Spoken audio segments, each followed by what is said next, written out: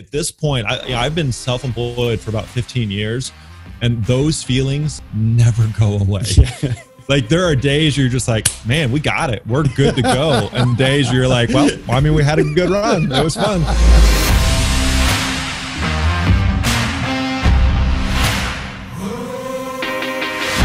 Hi, and welcome back to the Unconventionalists. I'm your host, Mark Leruste, and this is the show about what it's really like to turn your message into a movement.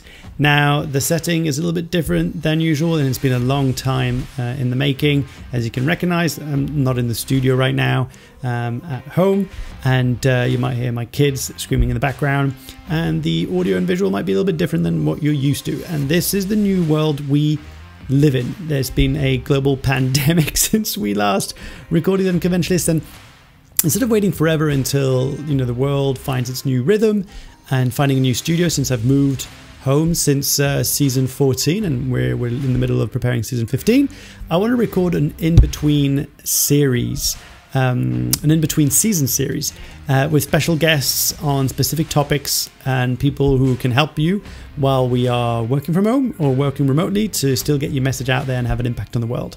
So I'm really excited about today's guest, and the first guest of this series is Grant Baldwin. He is the founder of the Speaker Lab and hosts an amazing podcast called The Speaker Lab and talks about all things public speaking, and is also the author of, the book is over there, The Successful Speaker.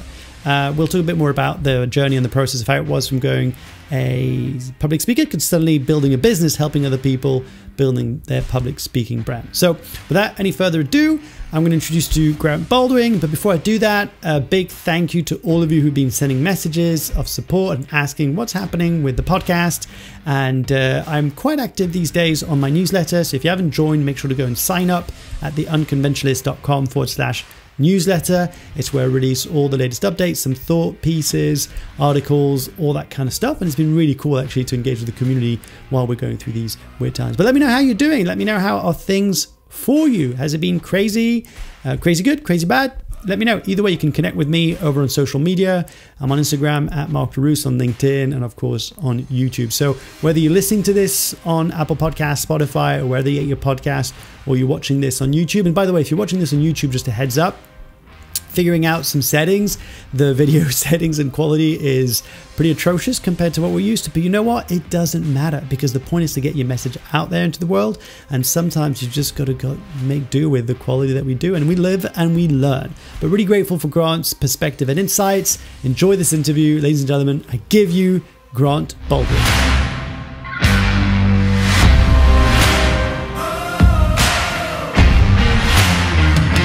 All right, Grant, welcome to the show. Thanks, Mark. Appreciate you letting me be here, man. Yeah, no worries. Good to have you. Look, I'm really keen to get to talk to you. I get so many questions about public speaking, about the business of speaking, the art of speaking, how do you find books, book deals, all that kind of stuff. And look, there's a few things I've got to say before we begin. One of them is I'm actually one of the members of the program that you run, part of your company, the Speaker Lab. So I can talk about that a little bit more later. And I've also got your book, the brand new book that you came out, that people can go. I'll put all the links in the show notes. But first of all, how are you doing, man? Like, how's it been in this whole kind of crazy world of COVID-19 and global pandemic while running a business and a family?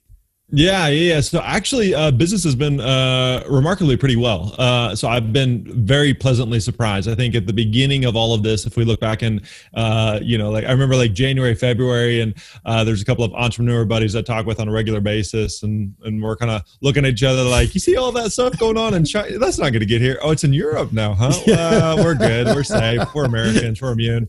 And so then as it slowly makes its way over, you're just like, oh, dang, this is a big deal. And especially for, what the nature of our company and working with speakers and those in the speaking industry, where like large groups of people can no longer be like any groups of people can no longer really be around each other.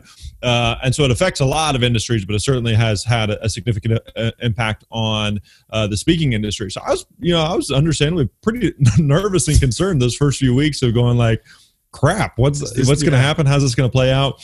I've been very pleasantly surprised. There's still been a lot of opportunities with virtual speaking. And a lot of smaller natured events that are still happening. Events are starting to open up a little bit more now that we're in toward the in part of this year, looking ahead to 2021. So long term, the thing that I have a lot of confidence in, the speaking industry is one that's been around for a long time. It will continue to be around for a long time. You yourself have booked some gigs, I know, because I know we highlight you as a case study. And so so I know I keep on getting messages on Voxer from random people saying like, cool. Hey, I'm thinking about joining the program. What do you think? And I'll be like, look, I'll be honest. You get out what you put in. It's an awesome program. And I always kind of, very happy to promote you guys and answer the we appreciate that, man. Yeah, like there are still, the bottom line is like speakers are still finding and booking gigs. Is everything different now? Yes, absolutely, right? And that's the case for any industry. So if you just say, hey, I want it to always be the way it is forever and ever, like it doesn't work like that. And so being able to pivot and adapt, and I think we've done a good job with that. I think a lot of speakers that we work with and have coached have done pivots are still finding and booking gigs and making an impact with their message. Yeah, I love that. So one of the things that everyone loves to hear when they come on the show, it's kind of a bit of a background story. I don't want to go too much into it because I know you cover it in quite a few interviews that you've done over the years.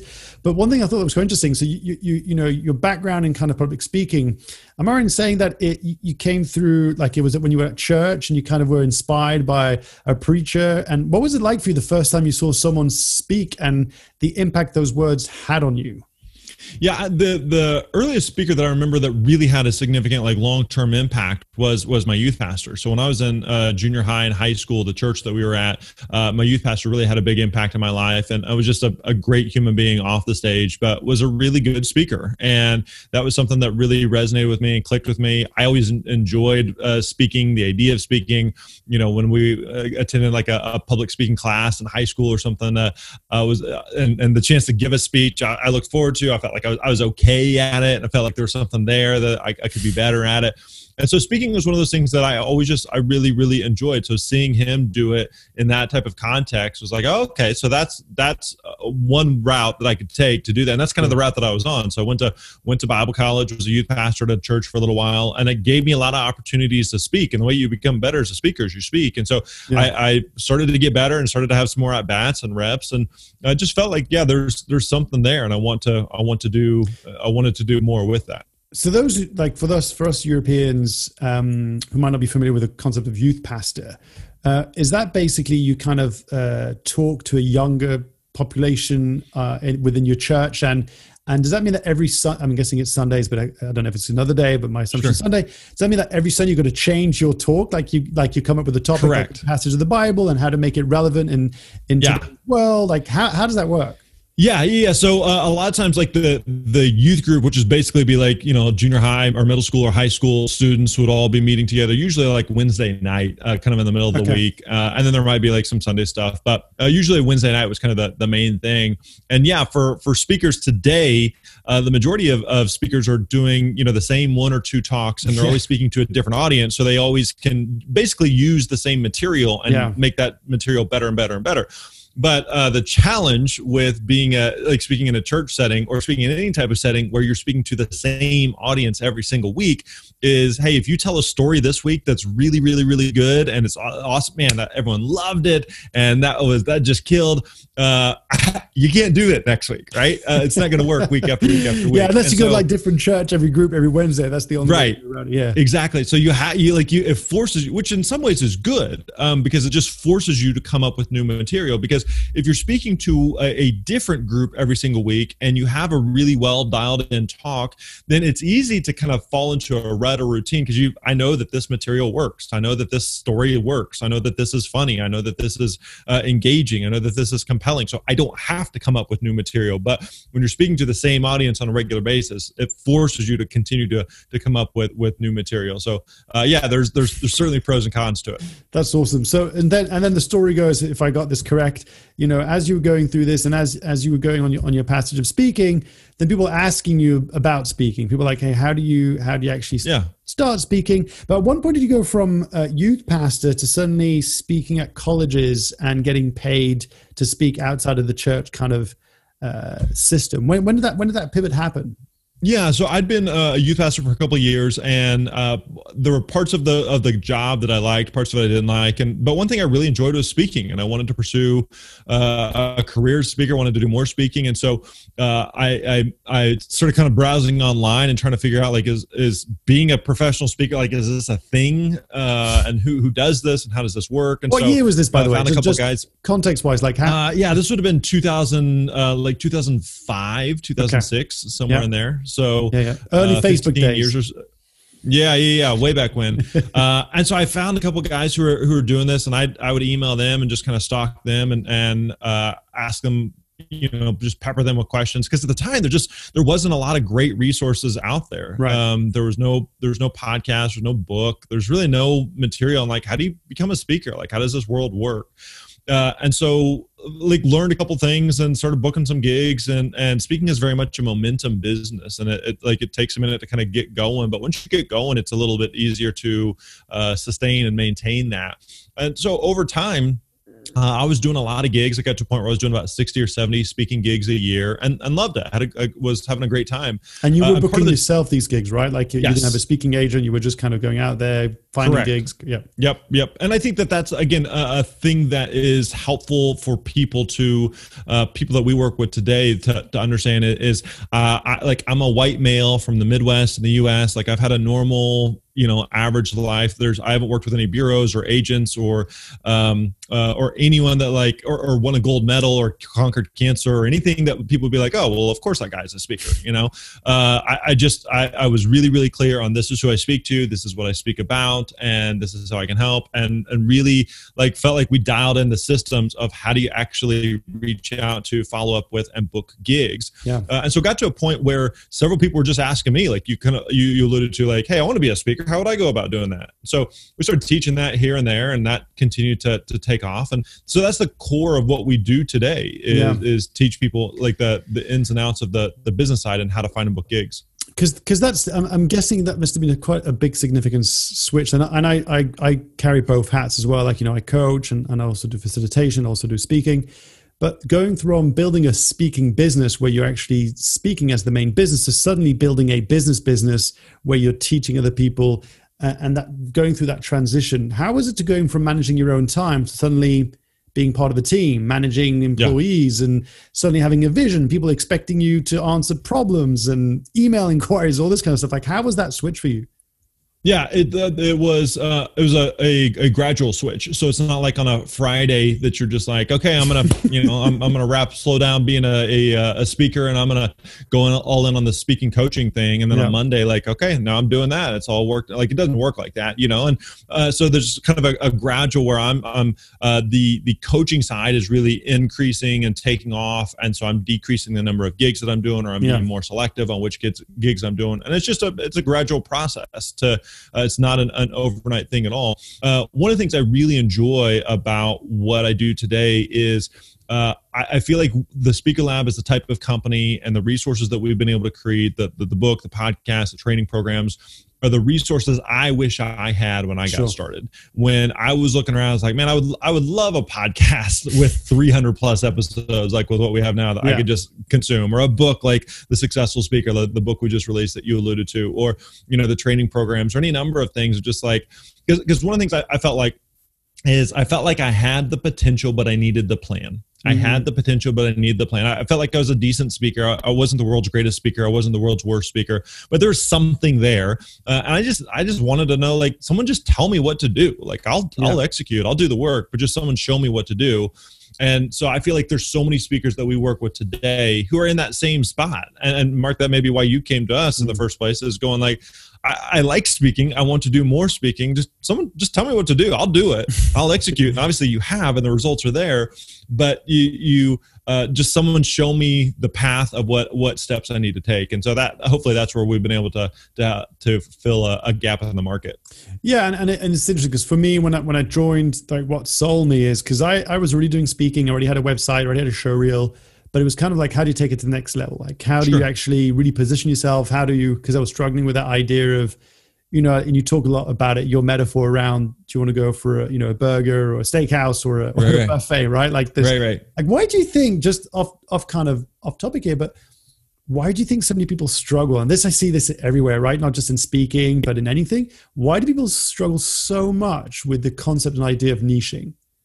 Yeah, because, and you're exactly right that we see this so often with speakers. And so one of the things that we tell speakers all the time is that you have to be really, really clear about who you speak to, the who side, the audience side, and it can't be my message is for everybody. My message is for humans, right? I speak to females. Well, that's half of the world's population, right? So you absolutely want to narrow that down.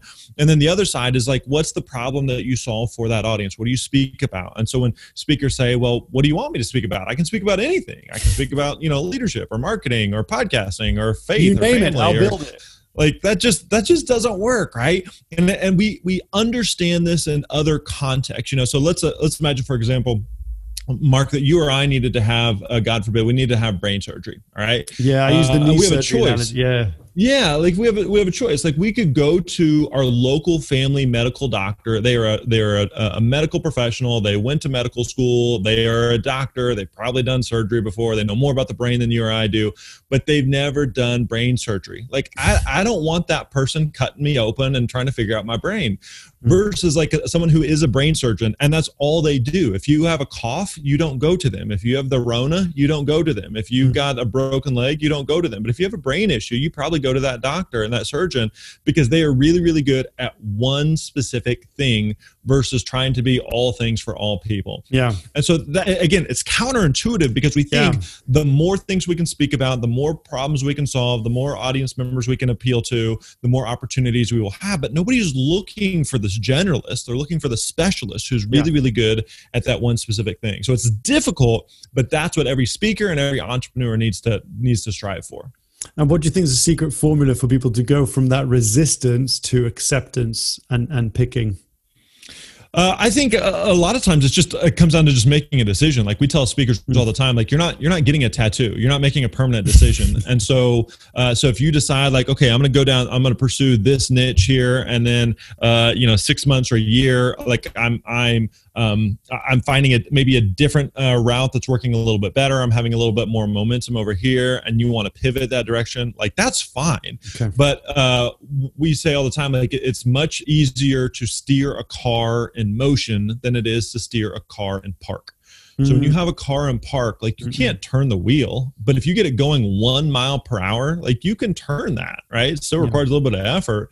And so the same thing is true for speakers or any entrepreneur it's really easy to just sit on the sideline or sit on the shore and just analyze and analyze and analyze and analyze to the point that you do nothing versus saying, okay, I've analyzed, I'm going to make a best decision. I'm only 90% confident, but I'm going to get going instead of waiting until I'm 100% confident. And I think that the stars are all magically aligned. Like that's not coming. So just get going. And then if you need to pivot or adjust along the way, you can, but don't just like overanalyze and overanalyze to the point that you do nothing.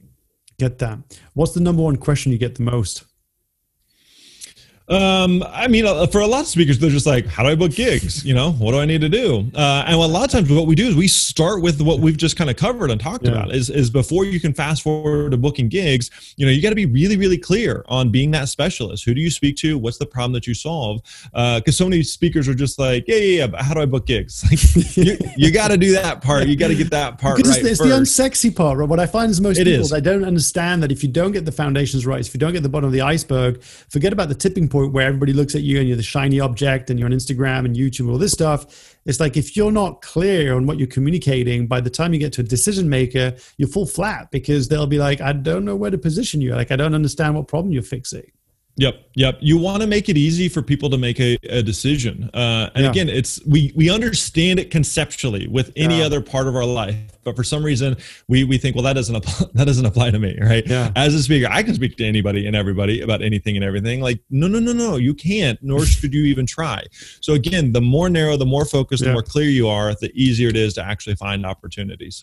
Was there a moment on this journey when you were kind of starting to build the business, starting to grow, getting momentum, where things could have been derailed, where you could have let self-doubt creep in and you could have listened to that voice of doubt? Like, can you remember like a specific moment or a time in that business journey where you maybe had some doubts? Maybe you thought, hey, who am I to build this business? Or how big can we really get this? Yeah, so I'll give you a quick example and a story. So I remember a couple years ago, I live in the Nashville area in Tennessee, in Oh, the the U.S. Nashville Mafia. Yes, we got a bunch of us here. It's a good place to be. And so I was attending this entrepreneurial breakfast a couple years ago, and there's a friend of mine that was there, and he had been working on this side hustle. It wasn't speaking related, but just been working on the side hustle for a little while and been working a full-time corporate job.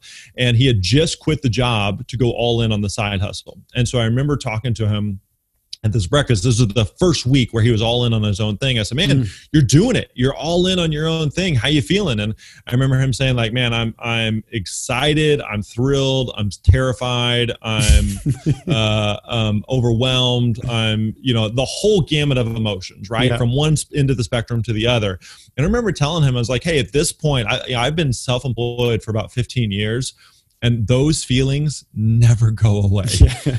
Like there are days you're just like, man, we got it. We're good to go. And days you're like, well, I mean, we had a good run. It was fun. I guess I got to go find a job or something. Right. And it just like, do you still have that today? Like do you still 100%. Absolutely. I think one of the most difficult things for any entrepreneur to do, or one of the best skill sets to learn, is to like mentally manage the emotional highs and lows of entrepreneurship. Because there are absolutely days where you're just like, wow, like we are killing it. This is awesome. There are days where like you make more revenue in one day than you had in the previous several months or in the previous salary, and then you'll have like weeks where you're just like, I don't know what's like, something's not working. I don't know what it is. I don't know what to do to fix it.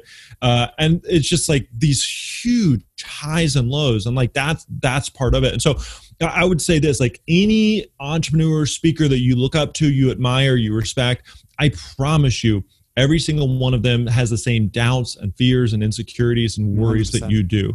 Now, they may understand how to manage them better. They may, the voices may be a little bit quieter, but those same doubts and insecurities are there. And every time I'm catching up with an entrepreneur or speaker and they're like, hey, how you doing? I was like, we're figuring it out as we go, like everybody else. Yeah. Like none of us have this master plan of like, oh, I know exactly how the next several years of, no, we're all doing our best. Yeah. We started the conversation by talking about COVID. If we fast forward to or rewind to the beginning of the year, everyone starts 2020 with like, all right, it's going to be an amazing year. Like it's been a dumpster fire of a year.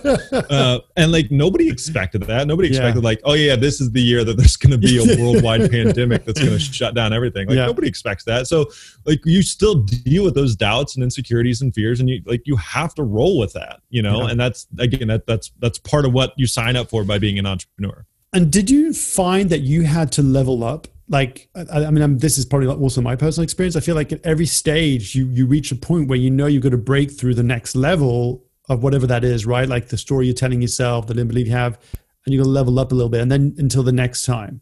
Like, have you had one of those experiences lately where you kind of knew that you had to become something different in order to get the company or the team and the vision further? Yeah, I think about a lot the expression and the idea that what got you here won't get you there, meaning that what worked for us, a few months ago or a few years ago, or what the business looked like, it may have worked then, but it may not work now, So, and that can apply in a lot of different areas. And so you have to, again, kind of go back to, what we've all learned from COVID is like, it's really easy to just get comfortable and like, all right, business is good, but there are things that are shifting that are outside of your control that you have to be able to roll with. And as the business grows and expands and develops, like one thing I've had to learn to do is we have a decent sized team now. I think we have 18 or 19 people on our team. Oh, wow. And so you go from shout out to Eric Green. Yeah, we have a great team, some like really, really amazing people. I absolutely just love our team. And so when I was a speaker, it was me and I had a part-time assistant, and that was it. And that's fine. Like that was what the business was. Well, now, when you have 19 people in a virtual environment, literally primarily across the US, like it takes a different skill set, and I have to get better at that. I have to learn that. And so, and I have to continue to improve at that. And so, as the business changes, as the market shifts, like you have to be able and willing to adapt and adjust to how things are shifting and going. Cool. I know we're going to be running out of time pretty quickly, so I just want to get a few things in.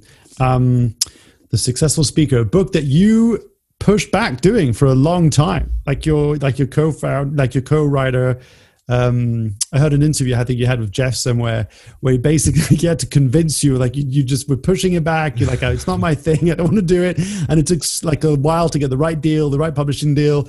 In a nutshell, the experience so far, how's it been to get the book out?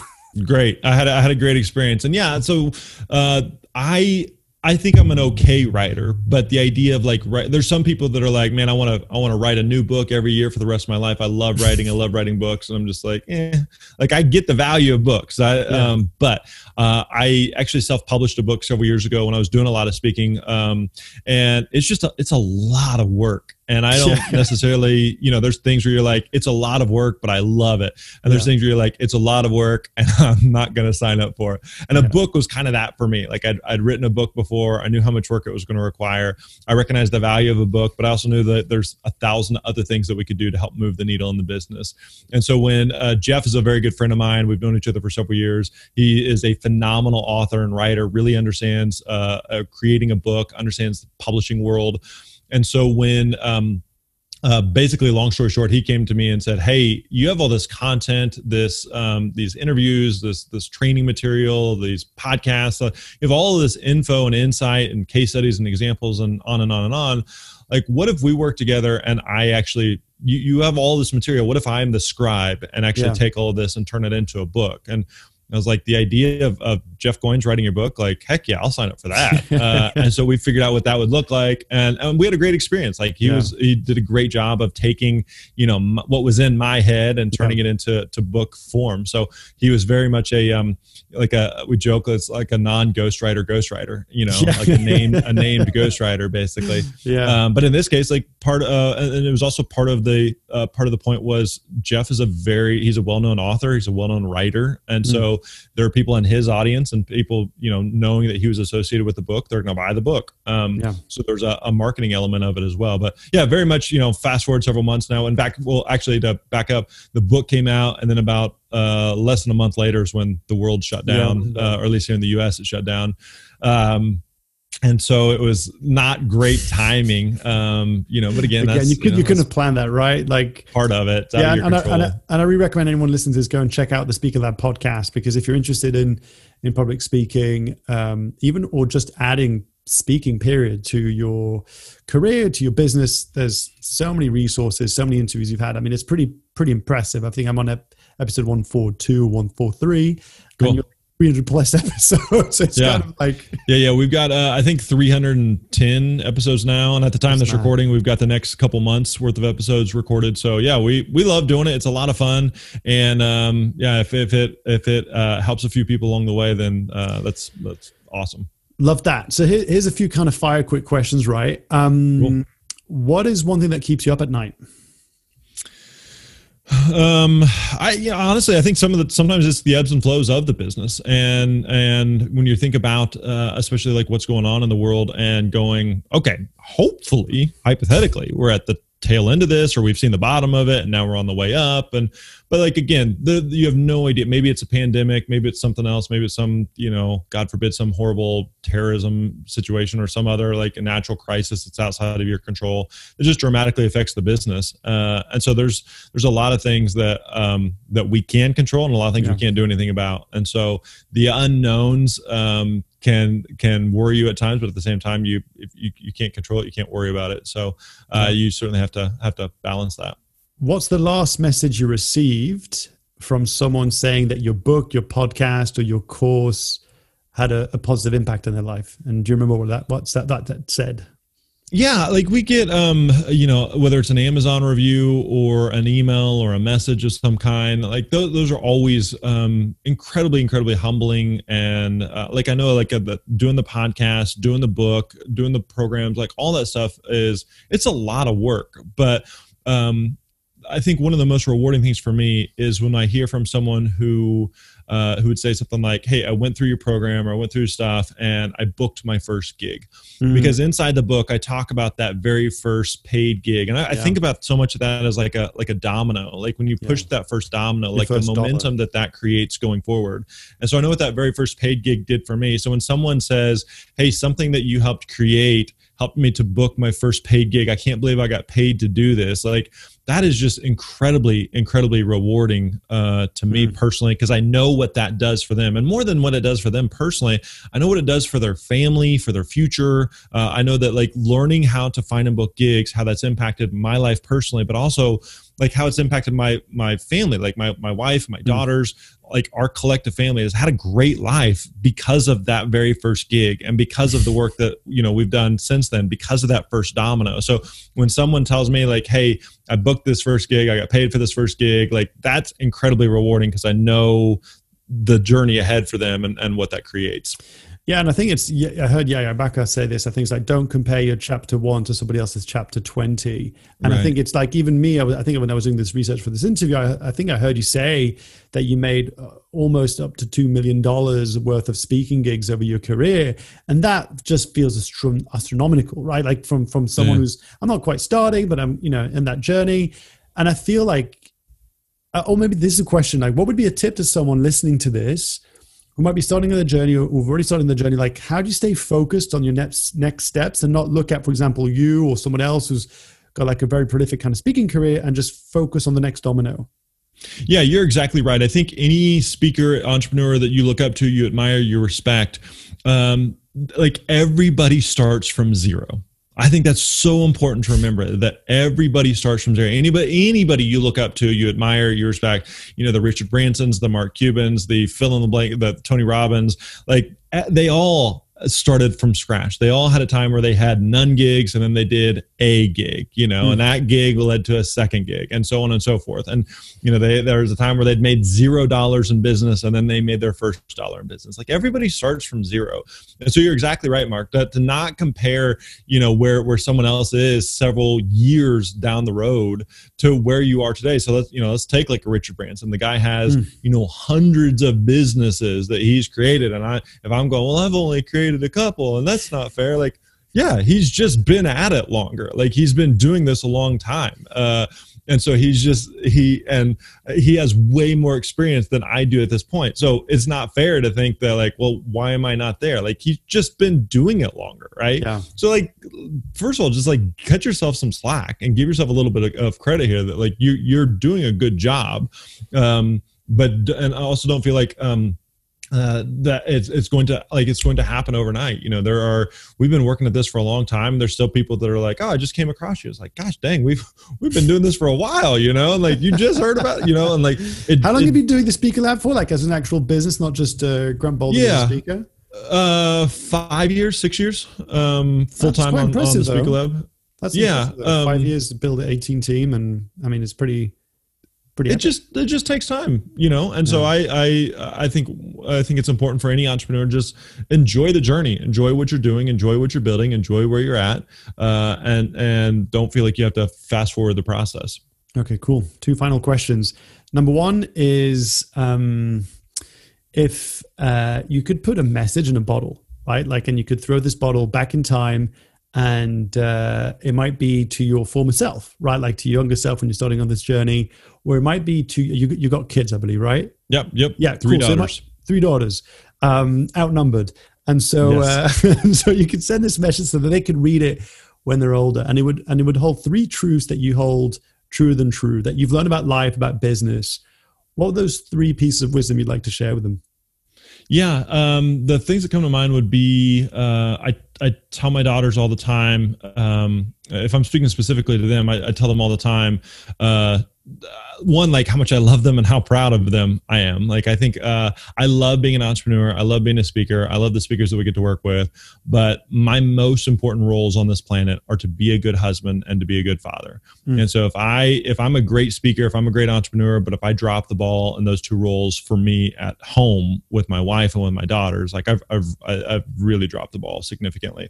And so I really want to make sure I do a good job there. So one is to I constantly remind them how much I love them, how proud of them I am.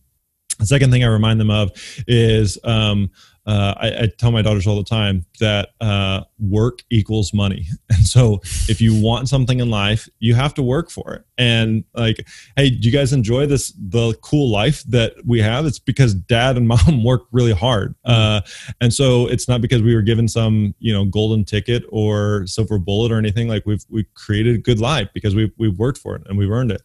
The other thing I would say is to really enjoy the journey. It's easy at any stage of life to kind of look forward to the next stage of life, and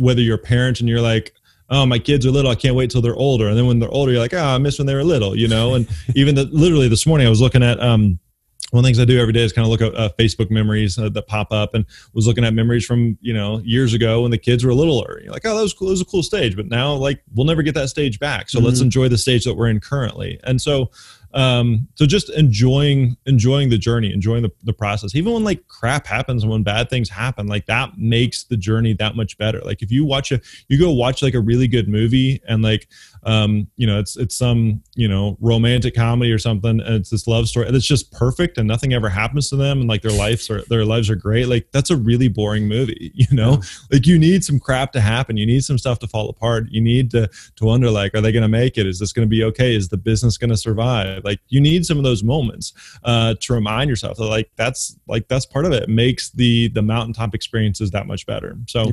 that'd be a couple things I'd probably say.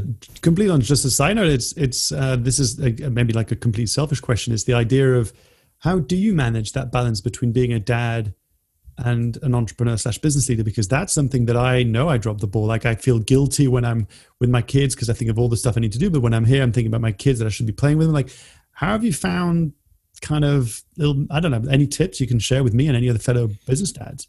Yeah, that's a really great question. I think a lot about this because it is absolutely, it's a huge balance because you do feel that tension of when you're working, you want to be with your family. When you're with your family, you think you should be working, and you're trying to find what that right balance is. And so one thing I would say is that recognize that there are seasons, that there are going to be seasons where, if I'm launching the book, I'm just going to be busier than normal. But there's other seasons where it's a little bit slower than normal. And so you've got maybe a bit more time and bandwidth with the family.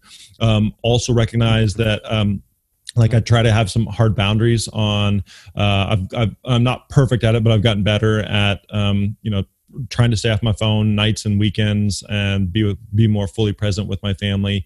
I also my own, again, this is just my own setup, but I work from home. I know a lot of people who are self-employed who like, I want to go to an office. I need that separation. I like working here because I know as soon as we're done here, like my daughters, my wife are right outside that door. I can go say hey to them, go hug them, just check in.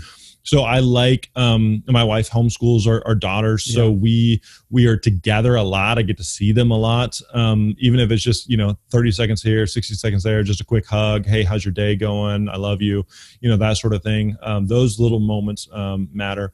And there's also recognize like there's times you're not going to get it right. There's times where you're just like, I'm working way too much, and being self-aware of that is really, really important. But, I really think like if you, if you're a great entrepreneur, but you drop the ball as a husband, as a wife, as a mom, as a dad, if you're just the shell of a human being, but like, oh, look at all the money I've made, or look at all I've accomplished in business. Like you're doing it wrong, Yeah. So it's like, it is a hard balance because you love both, you love, I love what I do. I love, this conversation. This has been a lot of fun. But I also love being a dad, and I love being a husband. And so I know, anything that I'm doing here is taking away from out there. And so recognize like there's going to be those trade-offs, and it's never going to be perfectly in balance. So let's make sure we get you back out there as quickly as possible. What does being unconventional mean to you?